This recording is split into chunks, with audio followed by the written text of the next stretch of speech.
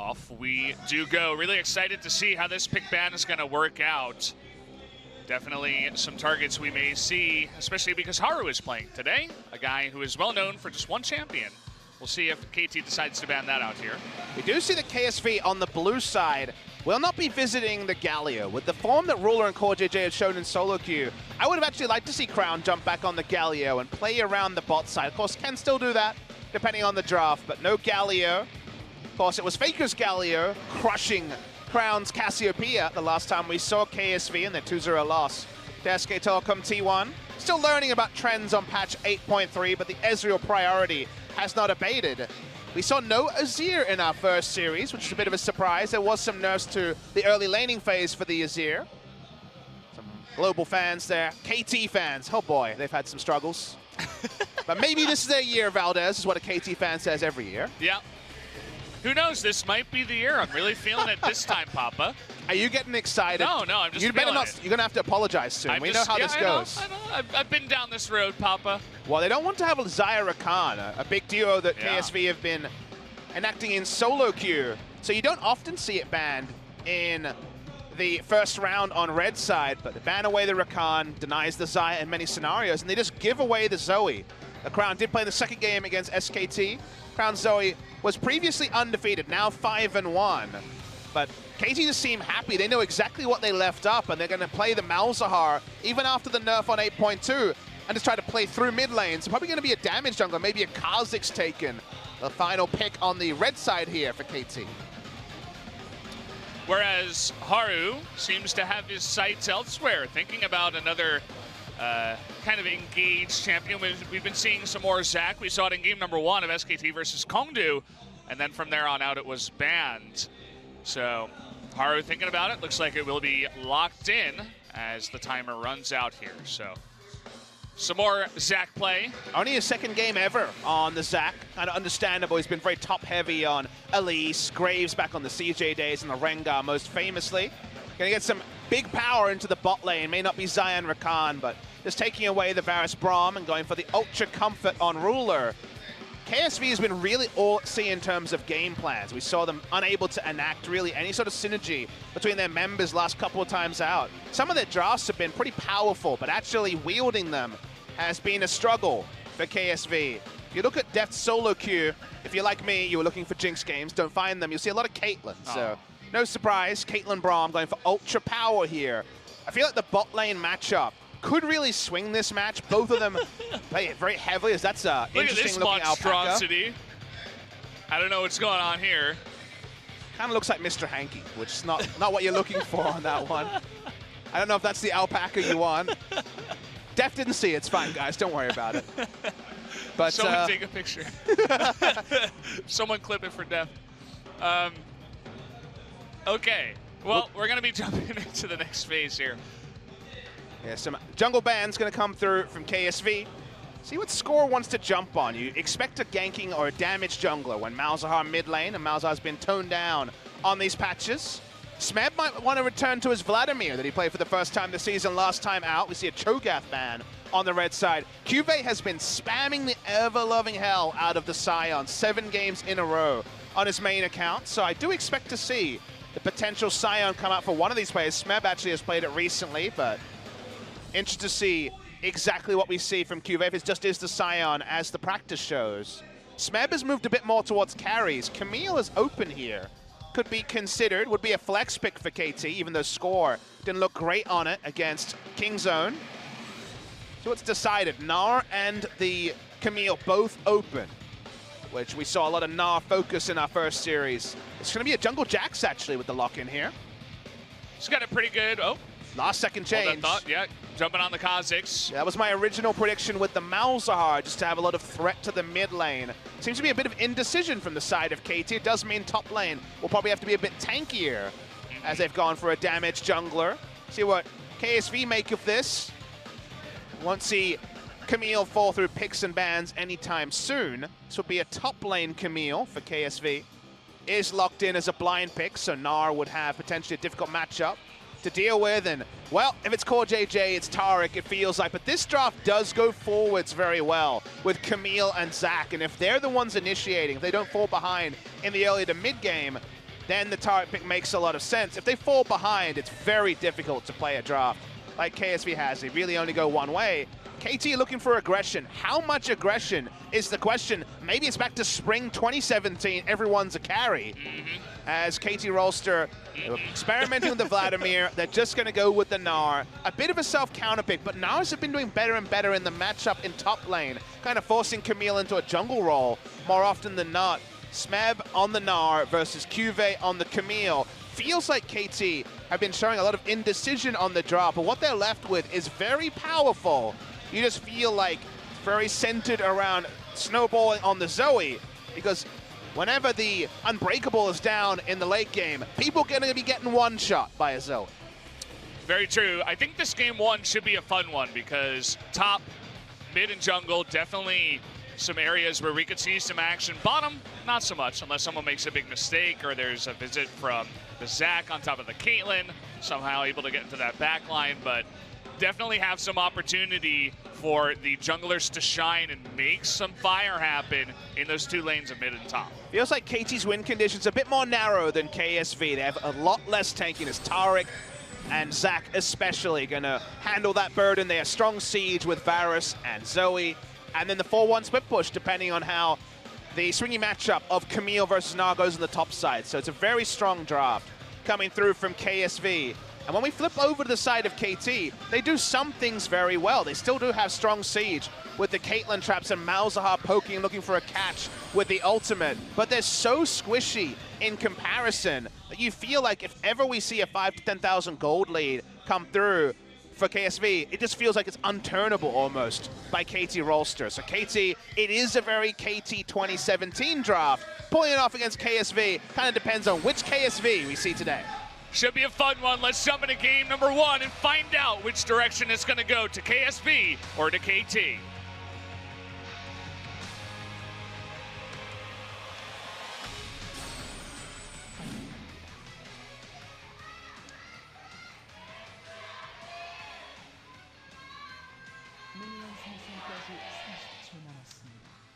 Here we go, match 42 on the books now as we have begun.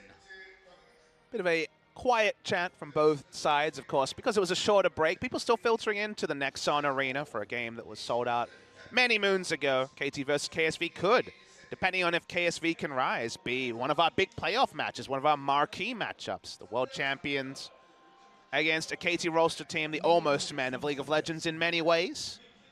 KT's loss to Kingzone, I think, took a lot of the wind out of the sails of most KT fans, thinking, okay, we are significantly behind Kingzone.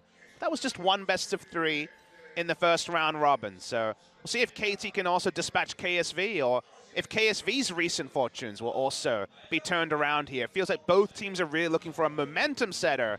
We got no more breaks. We are powering through the regular season, 5 weeks of League of Legends in a row. It's always good to get started with a win. Definitely is. We're going to take a look at some match records here. KT Rolster is ahead overall, but yeah, do they win where it counts? The last one, 2 years in a row, 3-0. Exactly. It was 3-2 the year before. I could be mistaken on that. But of course, the famous victory in Worlds qualifiers year on year got Samsung into both World Finals of those years. And KT will think it could have been us, but not the way with KT Rolster. KT and Suffering, name a more iconic duo. Mentioned already, it is a couple of milestones today. Dev's 5-year anniversary as a pro gamer. Seen some interesting alpacas, as we were discussing before we got into the game. I don't know if that qualifies, Papa. I hope someone took a picture. You know, we do have the wonder of Twitch VODs, so someone can definitely go and take a picture of the on-point alpaca. So if it's isolated in topside, my usual impression is that Camille goes very well in this matchup if she can threaten hookshot and not be worried about a counter gank. But recently, Nars have been doing better and better in the matchup. Kind of like when we had the, all right, Nars going to just completely obliterate Gangplank situation, and then now Gangplank kind of sees it almost a favored lane. As people got better and better on the defensive side of matchups. We'll see what happens in terms of the top lane, but this game can be very heavily swung by the jungle. I'm watching Score is a great time right now as he's on the invade. They know Dazzle is down, but Score is just going to be taking away the Krugs to begin. Yeah, you'll notice that Haru took every camp except the Krugs, and a couple of pings go down on the Krugs where they're just like, okay, that's interesting. Zach didn't do it. No full clear means that he might be somewhere else. And this clear gets level 4. It also doesn't allow Score to rush to his blue buff and stop the double camp being taken. Haru's here. Look at this. Smeb in a ton of trouble. The lockdown. He is going to get the hop over and still has his flash. He's going to get pulled back, though. They're not able to bring the flash out of Smeb. And enough damage potential this early in the game. 2 points into W, so going for the poke build here is QV. Didn't have the extra burst that comes through from the E. Means that Smeb is able to get away. So for now, at least, only has to invest his teleport. We'll get a second Doran's item. Gets the Doran Blade. So very much focused on getting through what can be a tricky early laning phase for the Gnar. Trying to figure that out. Look at all the biscuits we got on the Look side at all of the KT. spellbooks we got on the side of KT. Oh, I didn't even notice that. They're like still playing 8.2 here, Papa. This is out of meta in many ways. It seemed like spellbook bot lane for both AD carry and support be a thing of the past after the extra 10% nerf to summon a spell cooldowns. But this is all about a quick rotation. So let's see how they manage the teleports in bot side. Will it be to get back to lane and push? My initial impression I look at this is that if you think about it as Caitlyn Braum, a very powerful 2v2, against a pretty damn powerful 2v2 in Varus Taric. The only reason that you throw a curveball, it is a big curveball, by the way, guys, because you don't know until it's too late that the enemy team has gone for the double unsealed spellbook. You find that out during the loading screen, not any earlier than that. Transcendence and Gathering Storm, just to get a little bit of lip service to what Malzahar has picked. But what this says to me about the bot lane is that they want to teleport back to bot lane and take the turret. To me, this is about actually doubling down on winning bot lane. It can still be creatively used. We saw Rox, Tigers, and BBQ be really good about ending laning phase and teleporting top. My initial impression with how powerful a bot lane KSV have drafted is that KT are looking to try to play through bot side as much as possible. Definitely maybe the case here. Crown firing that one wide, but it was interesting to me how Pawn took the boots instead of the stopwatch here, especially up against his Zoe. Decides he'd like the boots a little bit better, also focusing on a bunch of CDR and the Gathering Storm. We're going bot lane. The ultimate ult bot. And speaking of ultimates, he's got it.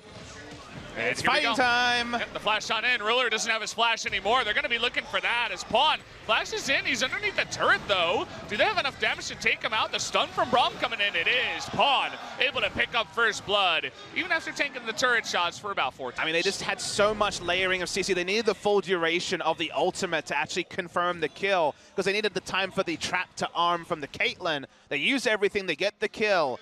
KT can also teleport back to lane and continue the punishment here.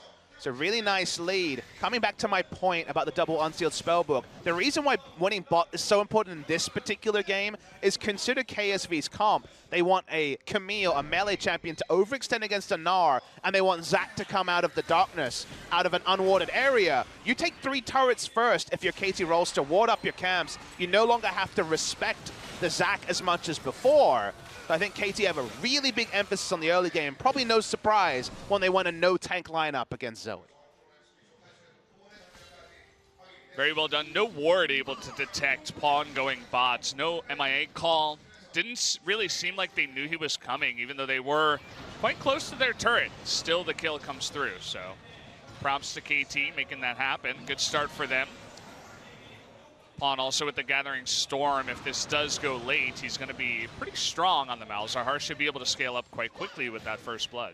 His scaling is lower than before after the AP ratio was saved. I think it's 0.15 AP ratio shaved off the Q. So given how short the cooldown is of the Q during the late game team fight, it's going to be obviously very relevant in just how much damage you can put out. But they're not trying to go ultra late game. They're not looking to get past 3 items here, I would say, for KT. They just don't have any natural ways to answer the consistent low cooldown Zoe poke after the Unbreakable is down. They have 1 big shield, or I guess furnace wall, we should say, here on the Santa skin here from the Braum, and after that, nothing. So, yeah. KT, Malzahar ultimate, the true story here. Pawn gets ignited, that's fun and interactive, but Haru's mid lane. Pawn nothing in terms of summoners here, so smart of him to play safe. You know, he'll push from afar. He is a Malzahar. He has that ability. And he's just saying, okay, I know they have a Zac who's now level 6. And if I can avoid being ganked by him while I have no cleanse and no flash, that would be very good. Speaking of cleanse, Deft has changed over to cleanse. Does confirm that he's not looking to teleport top lane anytime soon. Wants to cleanse for lane power. And then can potentially swap into a teleport if he doesn't have to use his summoner. Very interesting to track, because again, heavily not expected to see as much unsealed spell. We have 5 in the game, which is very high after the nerfs. Haru casually stomping on through mid lane, saying, hey, by the way, I'm here. And as Crown was looking for a pick, but Score is desperately trying to back. No one's letting him do that, though. Warrior Enchant mobility boots is the big core for a Kha'Zix.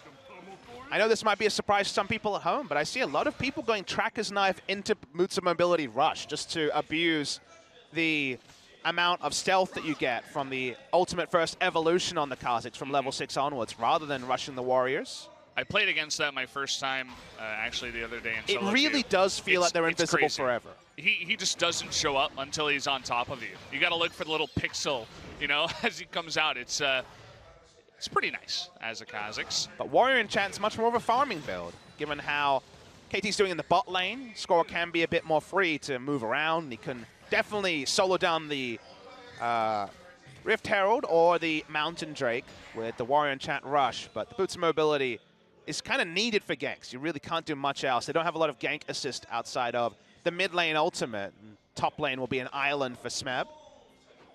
First items already purchased, though. Big first purchase for Pawn, Morellonomicon. Very early at 10 minutes. Yeah.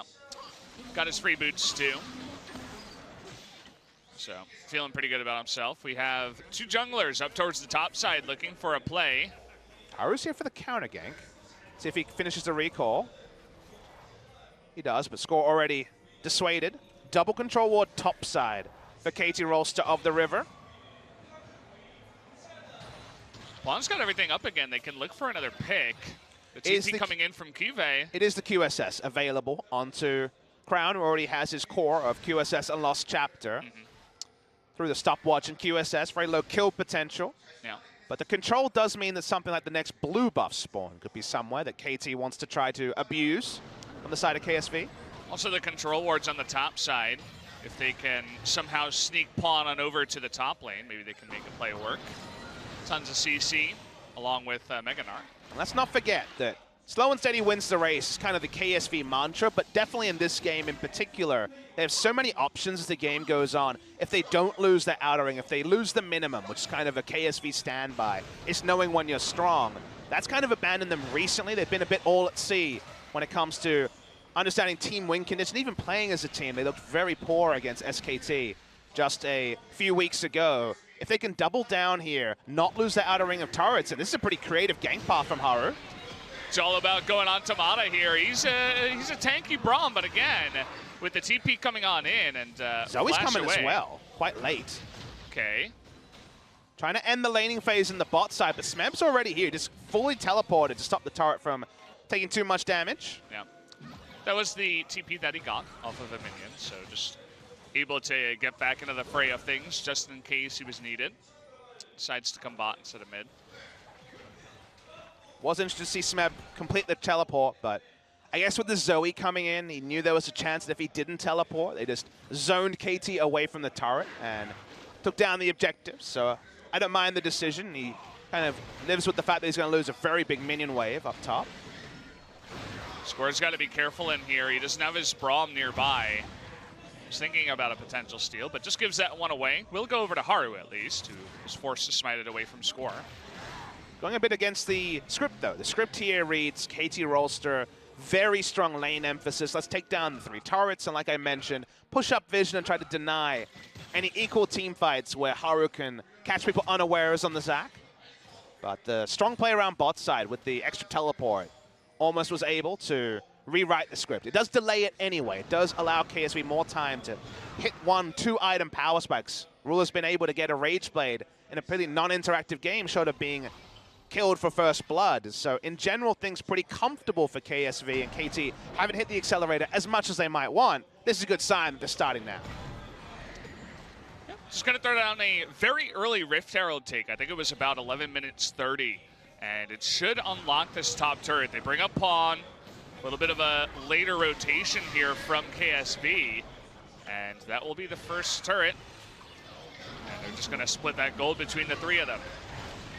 So, bit of a late rotation. Not much that KSV can do to hop on that one. Not willing to take the 3-on-3 in that moment.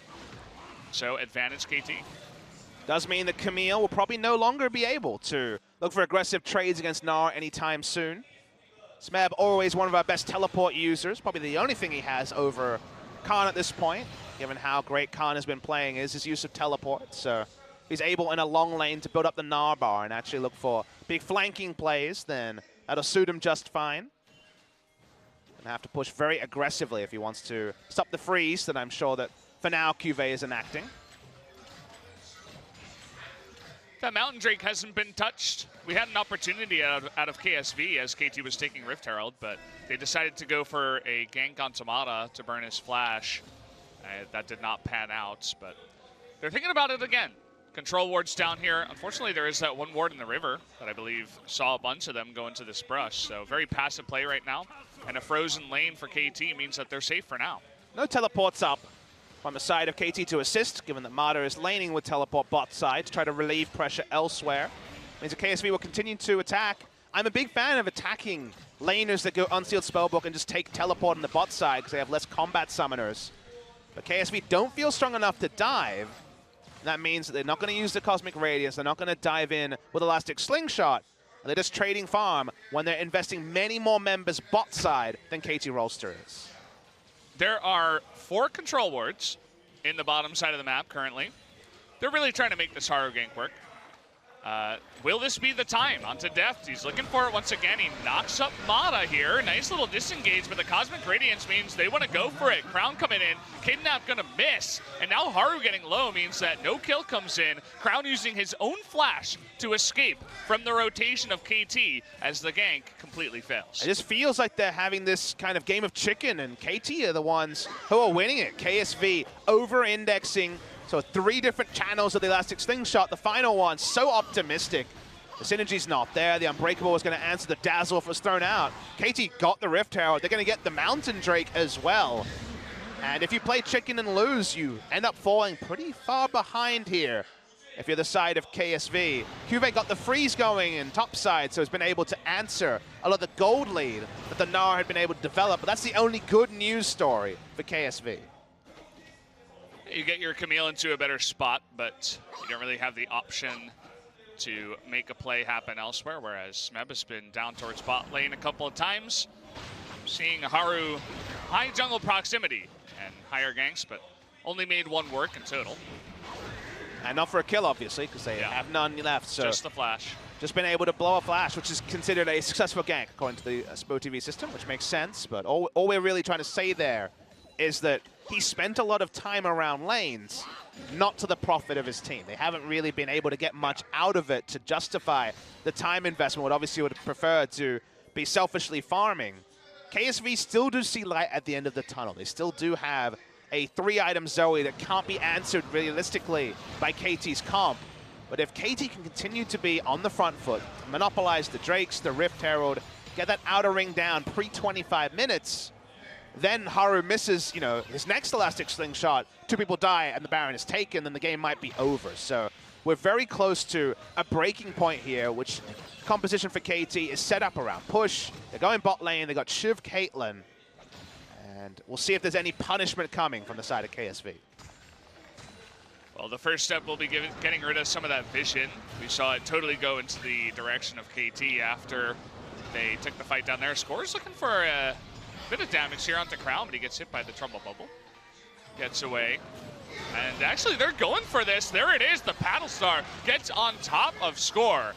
And he is forced to burn his flash. In the end, though, seems like that's all that KSV has been successful in grabbing this game. I think Pawn just ults to stop any chance of his jungler dying.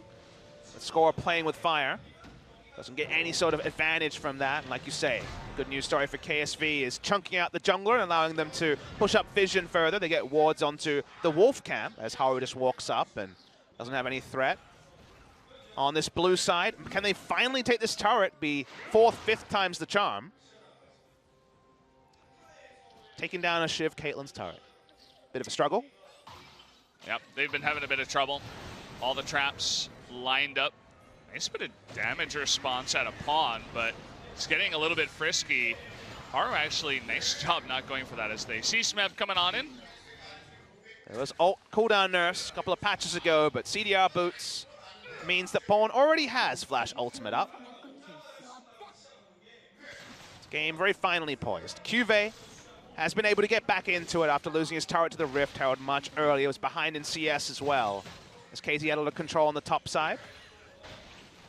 Def just happy to farm it up. Are they going to see a recall? I believe Infinity Edge and Static Shift going to be complete for the Caitlyn. What it all means, though, in terms of where the game is going, is going to be very interesting to me. Right now, the ward coverage tells you KT are playing defensively around their bot lane turret by double control warding around the blue buff. And that's exactly what KSV agree on. They also have all the control wards in that area. But so far, KSV's control wards haven't contributed anything because they've tried to pull the trigger and failed multiple times. Haru didn't kill the ward. He actually gave that gold to Crown. Funnily enough, how they're min-maxing to that level. SpoTV reads the room and shows us the Gathering Storm is for both mid laners this game. Gonna definitely, I would say, be biased towards Zoe, given Malzahar had AP scaling nerfs on recent patches. Still strong, no matter how many times you nerf him. Remember when he was being played in the support role all the time and the little Voidlings were instant and it was pretty ridiculous in terms of blocking non-targeted spells? There's a couple of things. The fact that you have guaranteed pressure in mid lane, you can draft a damaged jungler and feel good about it. Kha'Zix with Galio and Malzahar is so much stronger than Kha'Zix in other scenarios, so that's one place where Malzahar adds a lot. Play through mid lane so easy with his suppression, and also you got to spend 1250 gold on a QSS, which basically makes gold leads larger than they appear, because no one wants to be building a QSS after Lost Chapter as a Zoe. But being slowed down in terms of builds is also relevant. Why suppression champions, if their power level's not super low, will always be at least a fringe consideration, because they do warp how games are played. Yeah, we were talking a little bit about Skarner at the beginning of this cast and how in other regions it's been banned out a bunch, picked a bunch, but so far in LCK we haven't really seen as much priority on that pick. Another big suppression champion. Can't really do it from range, has to get in there. And this time around, if you look at solo queue, a lot of Korean solo queue junglers are playing it. No surprise that Ambition is loving it as well. If we see him come in, the chance goes up. It's not considered first round, but you see 2 or 3 jungle bans, and perhaps it will be considered. But you're right, much bigger in the LCS, specifically NALCS, than the LCK right now.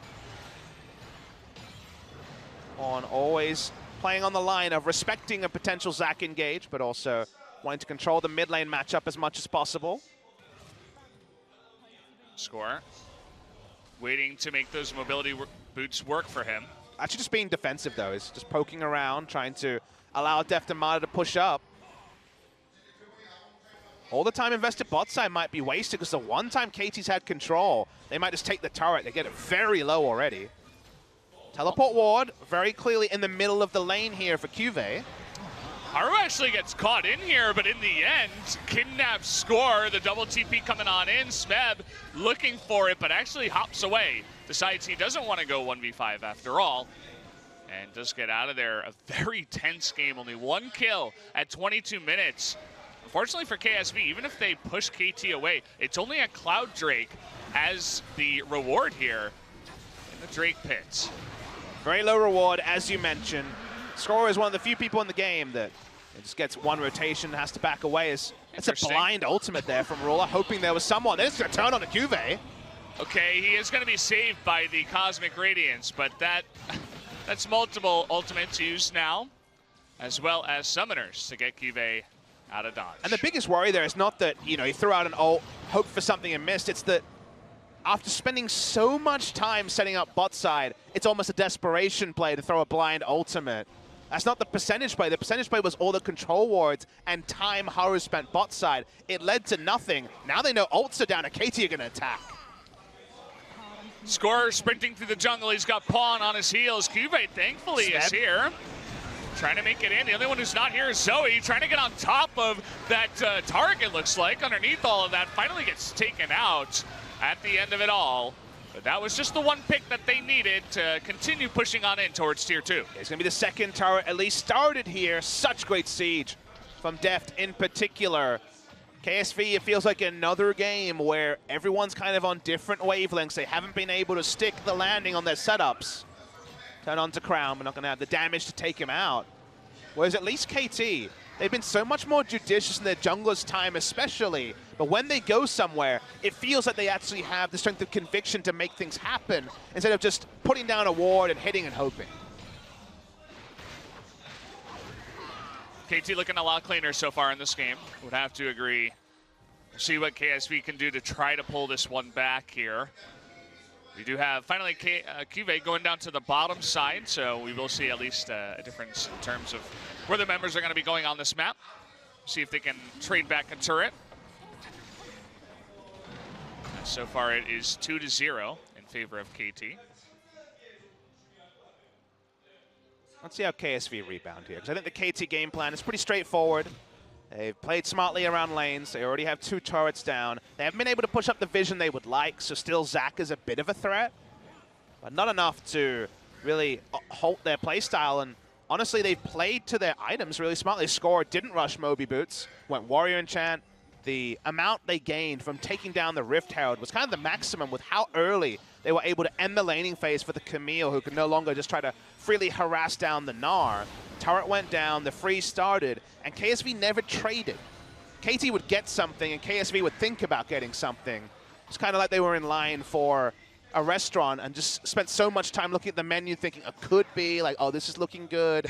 They kept looking at different pages, but they never committed to anything. And now, they just don't have anything. If you don't commit to trying to trade objectives, you don't get any objectives. There are no free lunches against a team as good as KT Rolster. And now KSV, like they unfortunately have multiple series in a row, feel behind the play. That cleanse, you were talking about it with the spellbook. Deft gets out of there because of that cleanse. Very smartly picked up very early in the game as well. They had it from the first back in laning phase and didn't need it in the laning phase, needed it there. Didn't have to invest anything else. That means Flash's not down on Caitlyn and Malzahar. They'll keep walking up, and short of a elastic slingshot interrupting a 90 caliber net, the Caitlyn's pretty damn safe. Another low turret. Another objective for KT to look for. Mana interrupting that slingshot. Haru taking tons of damage and even a super defensive Cosmic Radiance just to make sure nobody dies. Not sure that anybody would have in the end, but again, results goes towards KT. It's because it's so predictable. Of course they're going to look for another elastic slingshot engage, but Deft has flash up, Pawn has flash up. They pull back, and then the Kidnap was never going to hit anyone because it was optimistic to begin with. And guess what happens when the Kidnap is down, the Cosmic Radiance is down? Go up to the turret, no longer have to respect an all-in because they're not going to all-in with the important teamfight abilities down. And unless KSV can take a turret on the bot side, it's free objective after free objective for KT. I mean, it seems like a weird thing to say, but short of a Cloud Drake, it's a perfect game for KT Rolster. Yeah. Well, we've talked a bit about how KSV sometimes look a little bit like they're walking through a fog, especially when they play with Haru. Maybe we'll see Ambition come in game number 2 and offer a bit more direction to this KSV team, because so far it doesn't look like they've had too much.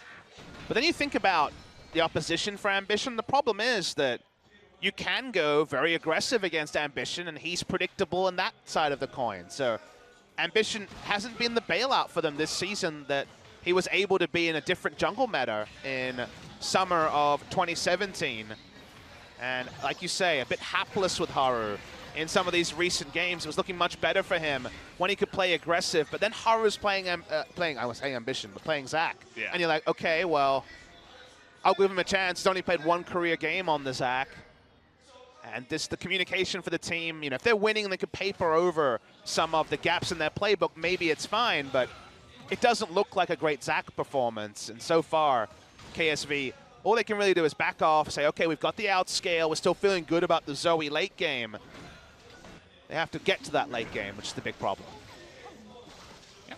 So far, also, Zoe the only one with the QSS. Definitely some spicy targets that Juan is going to be looking towards. The QV on the Camille, definitely one of them, as well as Varus. Target acquisition build also. He's gone for Rylai's Leandries, which is basically, well, if the ultimate isn't going to be the lockdown, I have consistent slows for days with my other abilities. You don't see a lot of Rylai's onto Malzahar, but in a game like this, I think it's important. Infernal's the third spawn, easily picked up by KT Rolster. Another free objective, Valdez. That it is. Well, KSV is going to get the Rift Scuttler. Might get the top lane outer turret as well. Be their first of the game. It's pretty high health, but they'd have to actually drag Zoe from top lane. Notice doesn't have... Yeah, he's going to go through mid because Zoe doesn't have teleport, so... Not yet. Maybe later. But definitely does mean that they will get this tier 2. A fantastic trade for KT after the Infernal, picking up mid-tier 2. And not Haru. He gets out. KT back away. They're not going to be able to have control around the Baron, but they are going to be able to answer some of the wards already put down by Haru and Crown on the last vision. So take a deep breath and a bit of an 8.2, 8.1 meta going here. A much slower game than our first series, which was kind of pandemonium on the Rift. Yeah. It's definitely KSV's style. If they get behind, they're not going to do anything crazy. They're not going to try to attack you head on. They'll play the turtle style, wait for it, wait to scale. Let's see if they can do exactly that, because KT kind of the opposite. Going to be looking to get more aggressive. We'll see when they decide to go towards the Baron, as it's 30 minutes in and still no move towards that Baron just yet. Causes so much farming, though. Ruler is at 3 items. So Ruler is very, very powerful in this game. Deft half an item ahead, Last Whisper ahead of the clock here when it comes to his item build. There's still team fights here that KSV should win. You know, Score is kind of being a passenger in a lot of these situations, much more about scouting than about initiating anything, and he's one of the reasons why their siege is not as strong as the enemy siege, because Zac can at least threaten an all-in, and Kha'Zix can only catch people in transition. So for now, at least, there still is the God ultimate here from Haru, a double kidnap into a Cosmic Radiance, and the team fight could be won, but for that to actually happen, you need to blow some flashes, and KT Rolster haven't had to use their summoners very freely in this game. It means the reliability of those players, which is a word we've used far too much in this game, is pretty low. Something like an ultimatum would be big, but QV is going to be headed off by Smith. He'll get out of there. KSV, they just dropped down all their control wards, and they had the vision advantage, but now KT taking it back in a big way. And I would love to see inventory. This is going to be blocked here. Crown not able to put down the damage. That's the, Malzahar Braum composition there against Zoe for you. But KT had 2-3 control wards in every single inventory, and now they're beginning to slowly take back vision. Yeah, 7 in the inventory and at least 1 on the map. It's time to be cleared away, though. So it seems like KSV have committed to battle lines, which could evolve, and their vision won't be necessarily as useful. And KT are ready and future-proofed for the battle lines to move. And second control ward invested. As the minion wave is pushed up, the second control ward is put down because they feel strong enough to say there's 2 objectives now for KSV. You have to answer a minion wave and you need to answer a control ward. So a lot happening, but not in terms of kills. Not a pretty bloodless game so far. But the gold lead inching towards the side of KT. Yeah. Slow leak towards KT. It's very nice to see this level of League of Legends, the highest level when it comes down to just 2 kills, but all about playing for vision and considering what your enemy can do and dodging that by playing as safe as possible. And the scary thing for a KT fan is that, we've spent a lot of time criticizing KSV's plays here, and I think they've made a lot of mistakes. But given the draft, KT haven't really grown their lead short of a Infernal Drake in the past 8 minutes or so. So then you say, if you're KSV, are you happy to come into 40 minutes within 5,000 gold? They would say, yes, please, absolutely. We trust in our teamfight comp that we've drafted, and we have strong siege as a backup as well. And that's the part where you start to get a bit concerned, because KT have played the better game of League of Legends, but they've had to because of the draft they set up. And this game really will be decided by one fight. I feel like if there's a sheer winner of a fight, the game is decided by just how much standing gold will be claimed by the team that wins that fight, the Baron buff, all the other objectives. But until then, KSV will say, if we're getting 80%, 90% of the minions against an early game skirmishing comp, we're pretty happy. They're doing a fantastic job of controlling vision where it counts up towards that blue buff and just enough to poke on in towards the Baron, make sure it's not being taken. So far, KT haven't done any big baiting tactics towards the Baron where they just take out all the vision and say, you got to check it one way or another and then go for a pick. Yeah, Malzahar and Braum for a bit of indirect tankiness on the Baron. They've spent a lot of times clearing. All right, we see the start here, but do they have enough damage to just burn it down? Looks like maybe. Look at all the traps that are set up, too, by the Caitlyn. It's getting pretty low here. The disengage, too. Haru, he wants to get in, but it's too slow. Coming from the top side now is Cube. They're going to go straight onto him. No QSS on the Cube. That's a nice little bonus kill picked up by KT. The maneuvering and the fast Baron decision works out for them. A game that was begging for decisiveness. KT waits till they find their time, commits to a decision. Braum used his ultimate to force the Zac to reposition. It didn't interrupt the elastic slingshot, but by the time he actually could channel it, the Baron was gone. We know exactly how strong the Caitlyn siege is in. Braum's going to put up the shield. They're going to try and break the base, and what can KT do to stop them?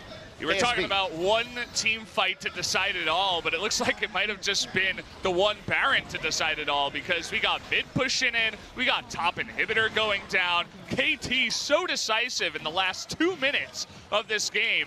They are making this, they're trying to run away with this game right now. You're not sure you can win team fights. Why not deny all of them is the KT mantra in this game. It looked like they might be pulled too thin, but that great decision around Baron has swung the pendulum so far one way.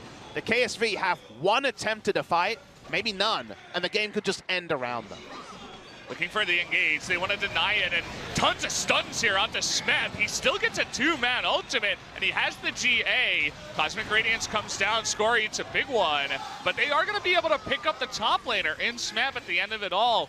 Nice stands there by KSV. It does end the start of the Baron power play, but Baron is actually alive for so long. Still 2 minutes of Baron left. They're going to recall. They've already been able to break the base in 2 spots and take a single inhibitor. KSV showing a bit of teamfight readiness. The first time the Cosmic Radiance and also the Zac engage has been able to be layered for multiple games, it feels like, when it comes to the Cosmic Radiance in particular. We're going to see the replay. Smeb has the Mega Gnar bar, so he feels confident to stand up, to walk up. He's still in the base. He hasn't hopped out. Thinks he can just use the wall as a conduit, but free DPS down. KT don't have another frontliner to join him. Marta's low on mana and wants to peel for the backline instead, so Smeb only ends up being sacrificed. The mid lane inhibitor doesn't go down. KT will say no harm, no foul, just one single kill, but it does allow KSV a foothold into a game that was so quickly slipping through their fingers. Yeah. They've grabbed this game by the horns, or by the Baron here, you could say. 5,500 gold ahead, but only one inhibitor. So let's see what else they can get here. They still got a minute left on Baron. They want another Mountain Drake here. That would be 2 in a row. You're talking about, could they do the Baron fast enough on one? Well, certainly as they get more items and a second Mountain Drake, along with the Infernal, it's going to be some fast objectives for KT. And they're going to try and take the safest objective with the final 40 seconds of the Baron, just this minion wave, really to be able to be buffed up. They'll only force the Elder to be spawned very late in the game, but they're hoping they can end it before Elder Dragon actually spawns. There's just so many damn minions and monsters and voidlings. They're certainly going to lose their inner turret here, will KSV. Can they bite off a little bit more? That's the question. You still got 2 cannon minions. Looks like they don't really want to take the chance here. Nice little crit in the face of Zoe, though. Not sure she liked that one. Bit of her own tonic, I think. Yeah. If you're going to deal it out, you got to take it once in a while. Exactly. They continue to walk up. They put down some traps. Only ruler for wave clear, and Zac is in vision, not channeling his E. So no respect given for KT, none deserved. Trap lane being set. Looking for a pick on the Smeb, doesn't happen. I love the inhibitor timers because we know exactly when that top one is going to be respawning. 2 minutes on that one. Seems like they respond faster when you get the timers for some reason. Extra information is something that you can really incorporate. Cool. Well, it is a Braum, but it does stop a little bit of poking onto that turret. He gets a second one, actually, but at the end of it all, they still lose the turret. And they're not even getting the Unbreakable out of Braum. He doesn't need to use it till he sees the Paddle Star in flight. So just holding on to an important cooldown could prompt an all-in from the side of KSV. They've now lost 3 inhibitor turrets. Still have had no true team fights this game because KSV has the team fight winning comp. Still flashes on both carries. That's why Haru just keeps channeling his Elastic Slingshot, but just canceling. Okay, that's going to be actually hitting Pawn through his passive shield. It's the Chain of Corruption, so no longer will they have that on the side of Varus. Crown's still a little bit low on mana here, or rather health. They're seriously trying to push in onto this inhibitor as carefully as possible. Smeb finally building up a bit of rage as well. Another cooldown that needs to be respected. They just flash onto Smeb of all people. Yeah, trying to recreate the other inhibitor fight, but it doesn't happen as they lose one inhibitor. Flashes down, super minions on the Nexus turrets. They're going to get the third inhibitor here. 26 seconds on the top one. The engage is going to miss, and a nice engage onto Haru, actually. They're going to be able to burn him down, at least onto his passive here. TP will come in and save his life for now. A couple of crits onto that trapped Haru, but he does not go down. But lots of low members. KSV getting low as well. KT were thinking about it, but decide the second inhibitor will be enough. It will respawn in top side right now. Thanks, SpoTV, for that one. I think that's the first time we've had an inhibitor respawn, Yeah, it feels like. So. After getting the timers. But good to know, but KSV can wave clear around mid and bot side. KT, it's been so clean. And KSV, it's so interesting because you think back to this game and you're like, if you're KSV, and the VOD review will be very interesting, but if you're in between games, you only have the 15 minutes it is between a game ending and the next game starting, you think, where do we lose this game? Because the draft is very clean from KSV. It's a good draft. To me, it was just the indecision and all the free objectives that we spoke about in the early game that allowed KT to get that much further ahead, and that meant that the small cracks in the game plan here from KT, the Kha'Zix, for example, really only being a scouting tool, could never be exploited. And then it was lose the minimum from KSV, except they just kept losing. They never gained any. They just lost something small again and again and again.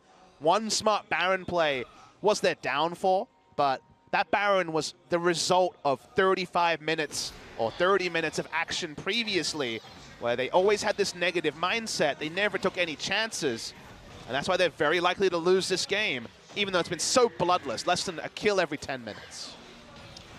We've crossed that border. I thought we may have left that territory behind entering 8.3, but it seems like that's not the case.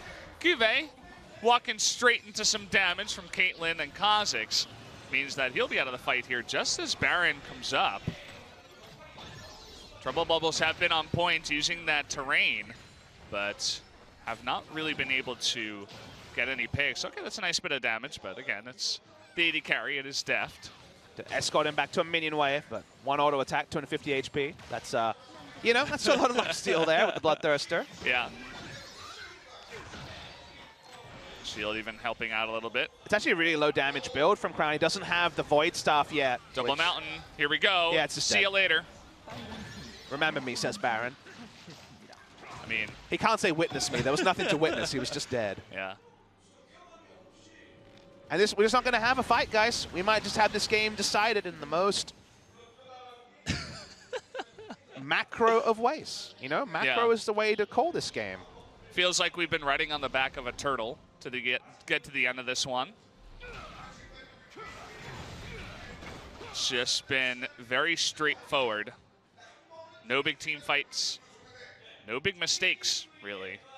And that was always KT's downfall in 2017 when they ran comps like this, was they would get the win to a point and then throw some sort of gold lead around the mid to late game. Maybe that's why Deft is starting to play only Caitlyn.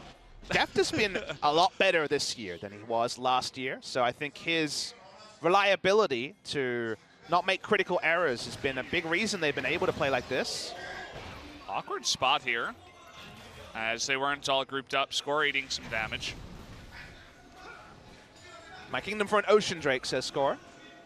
Has to deal with the little bit of sustain coming through from the Relic Shield. Yeah, he's got his W too. Elder has Spawn. You know, I said that they would prefer the game to be decided by now, but that hasn't happened. Trying an all-in onto Smeb, but the ultimatum take too long to kill him, and KT would push in from the top side.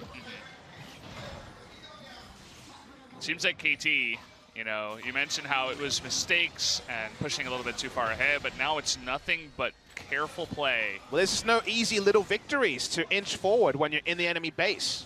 Everything can be defended. There's such a terrain advantage for the defending team as Haru tries something. They lock him down. It's the same combination that we've seen before. Cosmic Radiance, though, this time saves his life. Cleanse available for Defty. He's not even going to use it to get out of that one. Decides, no, I'll just push ahead and save it. Meanwhile, Smeb getting himself into some trouble here. Has the Guardian Angel to buy some time for his teammates to come on over. Inhibitor still up in the top side, but they want to get some kills here. Crown getting low, and the minions take him out alongside Pawn. Even the Camille getting low at the end of this one. Haru pushing forward. Now he's got no support, just a stopwatch. They're going to try and end the game here. KT Rolster Smeb just teleports in. They're going for the end. Here we go. Smeb coming on in. They're just looking to push everybody away at this point. Score, he wants to have some play in this game, some kills, but he just gets taken out towards the end. And they will be able to take down this last member of QV. Ruler still in the fountain. Will it be enough? Yes, it will. The ace comes through, and KT finally take game number 1. Really intriguing game of League of Legends. Not for everyone, a bit of an art house film, but it was just a horror for the side of KSV. You could name the things they actually got this game on one hand, a few fingers, you know, an early Drake, a couple of kills, I believe maybe just the one, I forget now, but only one consequential kill throughout the entire game. And KT, even though their comp looked more narrow, their game plan was so much more reliable. They inched forward again and again. They were never met with any resistance. And even after a couple of mistakes, by Smeb, of course, on the Gnar towards the end, it never felt consequential. There was never the moment where the KSV fans would have said, this is our moment to get back into the game. The Zac, it felt like, never had a kidnap on a person. He had a couple of failed kidnaps, but Haru did not impress on the Zac, and we might see the rotation to Ambition, but while Haru to Ambition was something to be excited about in 2017 summer, it hasn't proved to be that this season. We don't see him in the booth just yet. Maybe they'll run with Haru again, but Haru on a Cinderhawk jungler doesn't seem like the solution to the current problem that KSV is having. Throw him on the Rengar again, I'd say. It was available in game number 1, but they just decided against it. They wanted to have some more engage in the form of Zac. Throw him on a tank. It's not really where we've seen Haru have his success. If you're not going to throw him there, give Ambition a try, because game 1, even though it was a slow one, it was still in KT's favor throughout. They made it work up towards the end. It didn't go late enough for KSV to scale far enough, even though we made it all the way towards 44 minutes towards the end of that one. Crown looking as sad as ever. Not a lot to smile about if you're a KSV fan. Unfortunately, it's become the new norm. They just don't seem to be in control of their own destinies, and it's the World Championship winners, Samsung Galaxy. That it is. So guys, we're going to take a quick commercial break. We will be back with game number 2.